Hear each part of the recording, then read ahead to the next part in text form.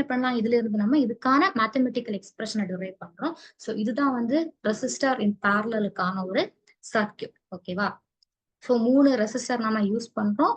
And current இங்க என்ன ஆகும், I1, I2, I3 அப்படின்னு சொல்லிட்டு டிவைட் ஆகி நமக்கு கிடைக்கும்.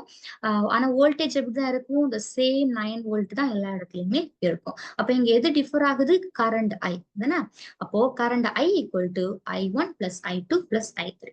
ஸோ அப்ப இங்க நம்ம என்ன கண்டுபிடிக்க போறோம்னா, ஒவ்வொரு ரெசிஸ்டருக்கு அக்ராஸா எவ்வளவு அமௌண்ட் ஆஃப் கரண்ட் ஃப்ளோ ஆகுது அப்படின்றது படிக்க போறோம்.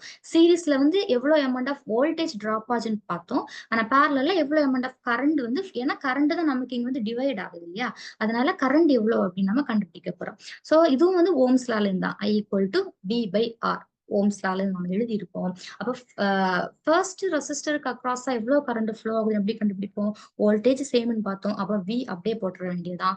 ஆனா ரெசிஸ்டர் என்ன ஆகுது, ஃபர்ஸ்ட் ரெசிஸ்டர் R1. அப்போ I1 ஈக்குவல் டு V/R1. அதே மாதிரி 3க்கு எழுதணும்னா V/R1 plus V/R2 plus V/R3 அப்படின்னு நமக்கு கிடைக்குது. அண்ட் டோட்டல் ரெசிஸ்டர் நம்ம என்ன சொல்லலாம், பேரலல் சர்க்யூட் ஆனதுனால RP அப்படின்னு நம்ம டினோட் பண்றோம். ஸோ இதுல காமனா இருக்கக்கூடியது என்னதுன்னா வோல்டேஜ் நம்ம கேன்சல் பண்றோம். நமக்கு என்ன கிடைக்குதுன்னா 1/RP equal to 1/R1 plus 1/R2 plus 1/R3 அப்படிங்கிற ஒரு ரிலேஷன் கிடைக்குது. ஸோ இந்த ரிலேஷன்ல நாம இந்த வேல்யூஸ் அப்ளை பண்ண, இந்த சர்க்யூட் இருக்கக்கூடிய 10 kilo ohm, 2 kilo ohm, 1 kilo ohm apply பண்ணி நம்ம பார்த்தோம் அப்படின்னா நமக்கு கிடைக்கக்கூடிய ஆன்சர் வந்து 0.625. ஸோ இப்ப இதுல இருந்து நாம என்ன பண்ண போறோம், 2 ரிசல்ட் அதே மாதிரி நம்ம டிரைவ் பண்ணிட்டு போறோம். ஃபர்ஸ்ட் ஒன் என்ன அப்படின்னா, இங்க என்ன ஆகுதுன்னா டோட்டல் ரெசிஸ்டன்ஸ் எப்படி கால்குலேட் பண்றோம், இண்டிவிஜுவல் ரெசிஸ்டருக்கு ரெசிப்ரோக்கல் எடுத்து அதை அப்படியே சம் பண்ணி எகெயின் அதுக்கு நம்ம ரெசிப்ரோக்கல் எடுப்போம். அப்பதான் நமக்கு RP வந்து கிடைக்கும்.